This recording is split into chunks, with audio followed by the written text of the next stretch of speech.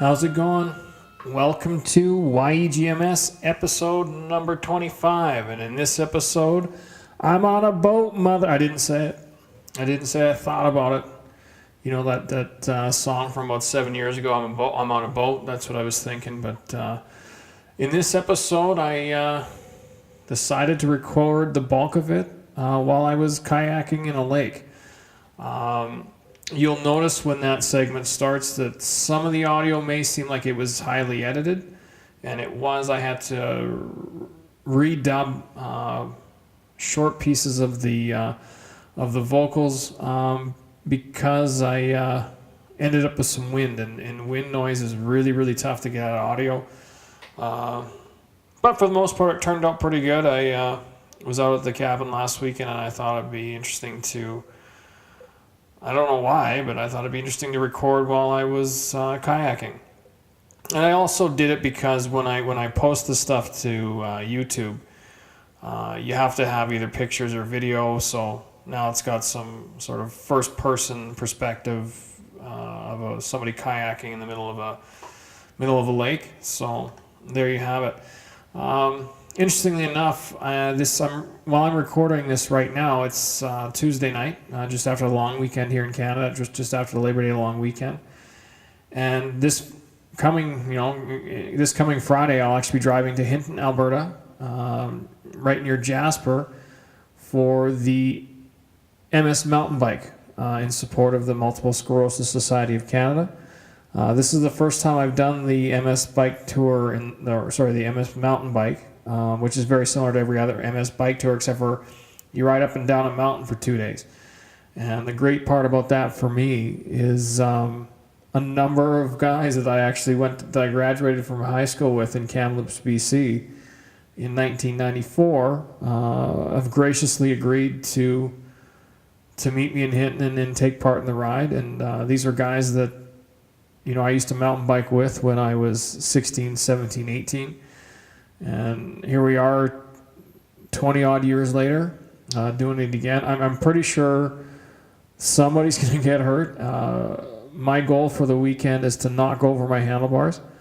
No guarantees. I'm going to have a real sore backside because I really haven't been doing a lot in the way of bike riding recently. I run a lot, but I don't... It's the trick with the cycling. And the only time I usually ever ride my bike every year is usually just for the MS bike tour. I'm not a huge cyclist. I really do enjoy mountain biking, but the biggest thing is really just training your saddle to get used to it. And I best intentions, right? I mean, I started out in the summer thinking I was going to ride 50K a week. No big deal, and I rode my bike twice. Really hoping the conditioning from running takes over. I have a feeling I'm going to be pretty sore. But anyways, it should be a really good time, We rented a small cabin, and I've been really looking forward to this weekend for a long time. We planned it, I think we started planning this in either like May, and it's going to be great to see these guys, so looking forward to that. Other news that has nothing to do with MS. My daughter started grade 1 today, and I really didn't think it was going to affect me all that much, but man, was I wrong. Her mom took her to school this morning, and was able to snap a picture before she left, and it, where does 6 years go?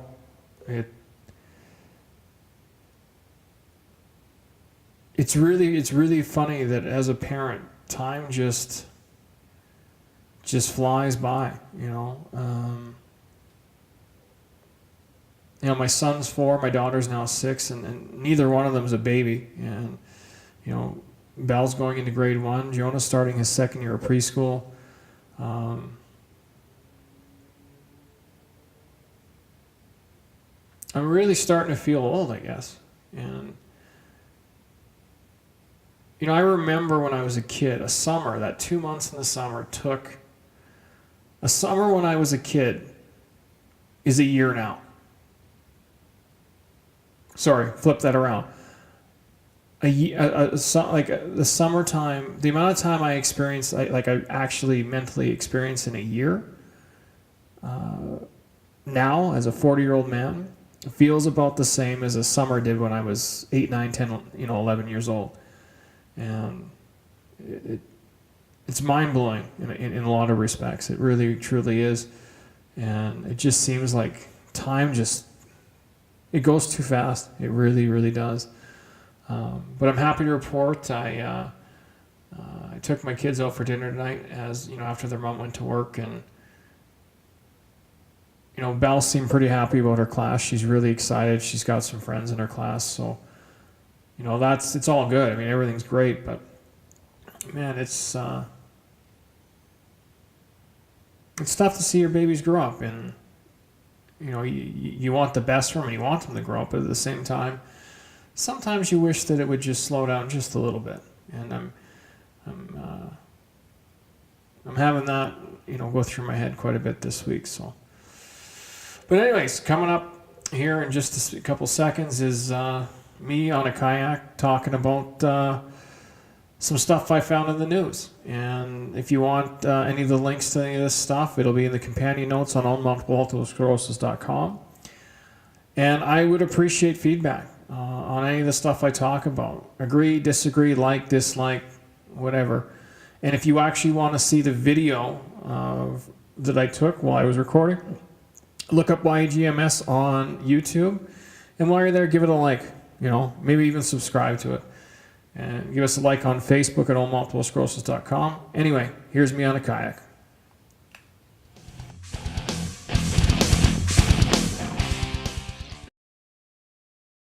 Welcome to the YEG MS podcast, also broadcast on MSME Radio. If you hear some paddling in the background, or you hear some waves, it's because I'm sitting in the middle of a lake on a kayak. I thought I'd try something a little bit different this time for the show. Now you can watch it on YouTube. I have a head cam strapped to obviously my head, and you can kind of get a perspective of what I'm seeing. So on the show today, kind of three things that I noticed in the news that I want to talk about. The first of which I found fascinating. I don't know if you saw this in the news, but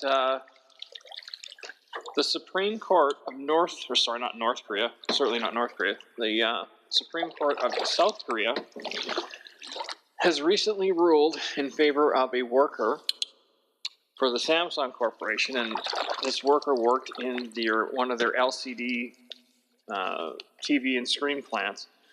32-year-old woman by the name of Lee Hee-jin. And the Supreme Court of South Korea overturned a lower court ruling and stated that Jin, and here's a quote, diagnosed with MS should be recognized as having an occupational disease. And the article that I read, this was from CBS News out of the United States, seems to suggest that isopropyl alcohol and exposure to it may have led to her diagnosis. Now, I could have misread that, but I found it fascinating because it's, I've never heard of anyone being able to claim MS as a workplace disease or have their diagnosis at any way related to where they work. And I've never heard, this is the first time I've ever heard of isopropyl alcohol being related to MS in any fashion. So, yeah, I found that really, really fascinating. The CBS News story, I wish there was more detail because I would have really liked to dig into it, and I think I will in the future to find out if my interpretation of what I read was correct. But if you're interested in reading it, the The link will be on the companion note to this podcast on ownmultiplesclerosis.com. Every time I release an episode, whether it's broadcast on the MS&Me radio network or just as a regular podcast through SoundCloud, Stitcher Radio, or iTunes, there's always companion notes to each episode. And for most of the episodes, there's extra links so that you can basically fact check me and see where I got the information and decide for yourself if it's any use to you. But fascinating story. I mean, can you imagine having a high court somewhere in the world rule that somehow multiple sclerosis should be considered, in this particular instance, an occupational disease? I found it absolutely fascinating. Another thing I wanted to mention is that a study that was published in the August 30th issue of Neurology is shown that the virus that causes mono may increase MS risk for multiple races. And of course, that the virus that causes mono is the Epstein-Barr virus. And I had heard in the past, and I know I've read in the past, that if you've had mono in the past, you know, your MS risks were higher. So I don't think this is particularly new, but what was new about this study, and it was done with just over 1,000 participants, is they looked at all races, so whether you were Hispanic, Black, White, Asian, and they found that the risk was the same. But the key here seems to be is if you develop mono either as a teenager or early adult, your risk goes up. And whether if you had mono as a younger child, the risk doesn't seem to be as great. Now, every time I read something like this, I always try and qualify it in my own life and wonder, okay, is this something that I had, or does this apply to me? And for me, when I was about 20 years old, I developed mono, and I remember it because I was living at home and going to university at the time. And it was probably the sickest I'd ever been. And I just remember sweating and sweating and sweating, and my mom would come down, get me to stand up, change all my blankets because they were soaked from me sweating. And this went on for a few days, and then it cleared up, and I didn't think anything of it. Other than, they cleared up and move on with your life, right? Well, 10 years after that came the MS diagnosis, so I definitely have had mono, so I would fit that group. And I often wonder,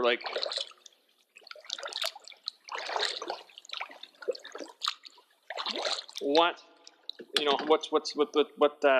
everyone else's experience is. Did you have mono? Have you worked in an LCD factory? Because we don't know there's no definitive answer as to what causes it. It's always interesting to see. Which brings me to the next thing I wanted to mention is there was an online report in the U.S. News and World Report website, and it was an op-ed piece by a doctor by the name of Dr. Robert Vermel. And he was talking about the use of big data with relation to MS and other neurological disorders and how in the future that may help. And if you're unfamiliar with big data, I'm sure most of you listening are familiar with the Brad Pitt movie Moneyball. And what Moneyball's based on. I mean, the movie's, a Hollywood version of a true story. It's based on a book called Sabermetrics, and the guy who wrote it, his name escapes me right now, but you could certainly look it up and figure it out. And actually, so I think his name was Bill James. And it was either in the late 70s or in the 80s. He had written a book about using statistical data in baseball to maximize a team's performance. And of course, the Oakland Athletics and the character that Brad Pitt plays did indeed use those techniques, and that they've applied to other sports as well. Because in hockey, the main sport that I pay attention to, sabermetrics and big data, and that analytical approach to sport has become a regular part of the hockey lexicon. And it's but essentially what it is, it's using large amounts of data to try and better predict future results. So they use it in baseball, they use it in hockey, I'm sure they use it in basketball, I'm sure they use it in football. But how does that apply? But big data is not just relegated to professional sport. It can be used for anything. So, back to the last example I talked about with mono. With the computing power increasing exponentially the way it has been over the last 20 years, and the available data stream, if neurologists, Other folks could put that all together and start looking for trends. For example, if every time someone was diagnosed with MS, they were asked a question like, did you ever have mono? How old were you when it happened? Was it combined with cigarette smoking? How about alcohol?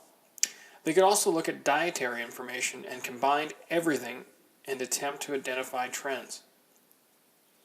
So maybe it's diet, maybe it's cigarettes, or maybe it's a combination of a number of factors.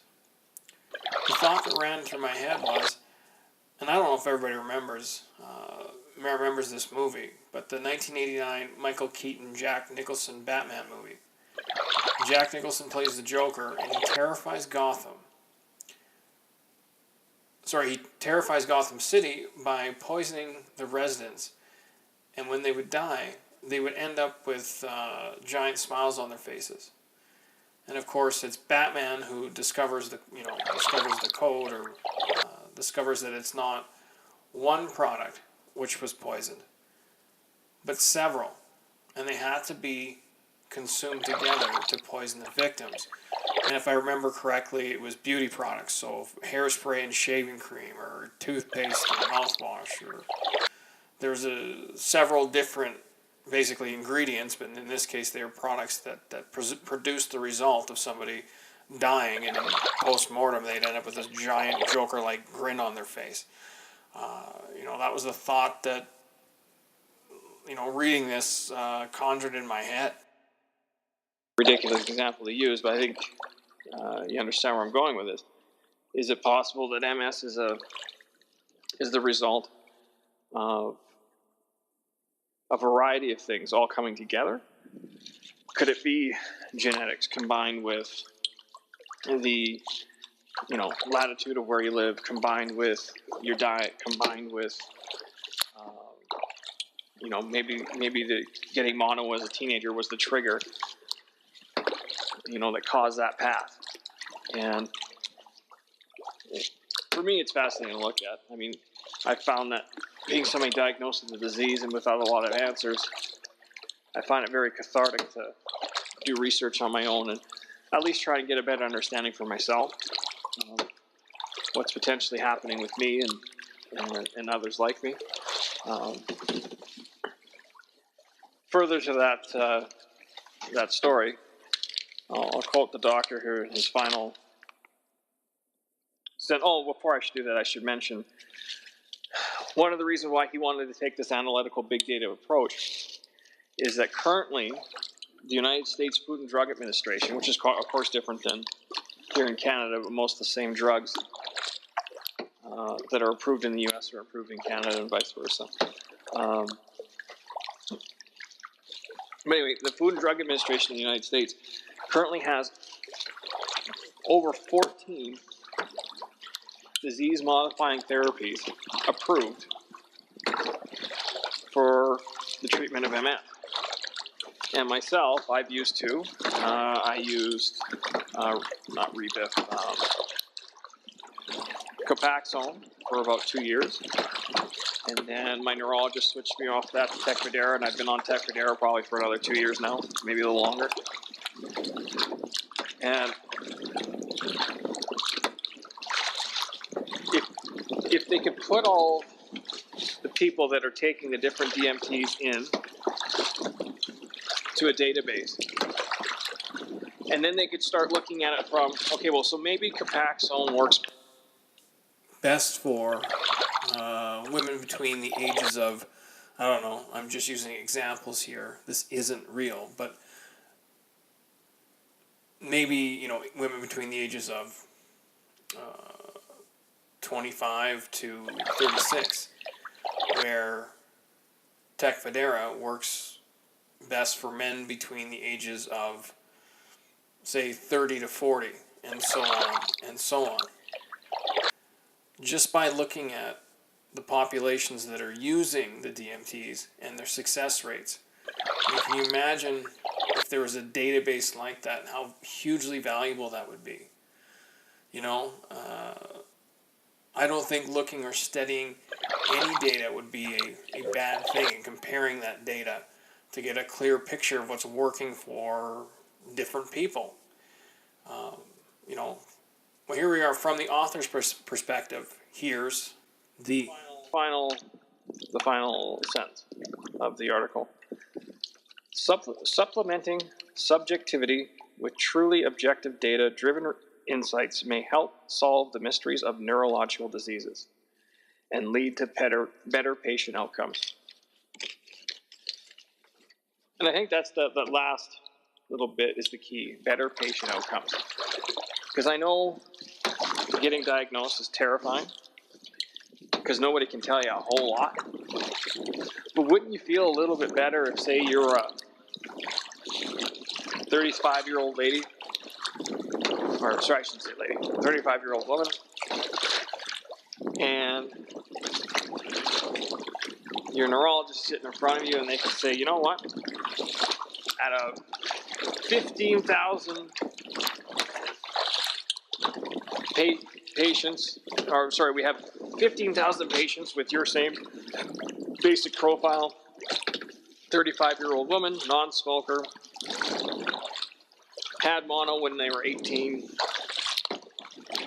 This has been the most successful treatment, where we've seen the least amount of disease progression. Wouldn't that give you a lot more comfort? It would for me. Just say, okay, well, this has worked for the majority, you know, I'm in. But that could even apply to, you know, alternative therapies. And I don't want to just talk about the pharmaceutical approach. Let's say that you're on one of the numerous MS diets, and there was a database which said, hey, for people with your profile, eating a gluten-free, soy-free diet and supplementing with these vitamins has shown this success rate. Or people who do that and combine it with a regular exercise program have shown this success rate. Wouldn't that for you as a patient give you a tremendous deal more comfort? I think it would. It certainly would for me. Now, I can't speak for everyone, but it would give me a lot more confidence in what the doctor was telling me. So yeah, those are the 3 items I wanted to talk about this week. As always, if you want to be part of YEG MS, if you want to be a guest, if you want me to read a letter, if you want to send me some notes, reach out to me. You can reach me anytime at Sean, S-E-A-N, at ownmultiplesclerosis.com. That's Sean at OWN-multiplesclerosis.com. You can also read the companion notes for this podcast, which is episode number 25, on my blog at ownmultiplesclerosis.com. That way you can fact check me or read the articles that I'm referencing, so you can make the decision for yourself. I mean, I'm not here to claim that I have any miracle cures or that I know more than your neurologist, because I certainly don't. I mean, I'm just a voice on the internet, and I think anyone listening should really dig into this stuff themselves. It's really important, I think, that you do, and that you're comfortable with the information that you're consuming. And as mentioned from the outset, if you want to see what it was like, want to see what perspective I had as I was paddling around the lake while I was recording this, you can search YEG MS on YouTube. You can also find YEG MS on SoundCloud, Stitcher Radio, and you can also find it on iTunes. And as always, this is also being broadcast on the MS&Me Radio Network. So I hope you enjoyed the episode. Take care, and I'll talk to you soon.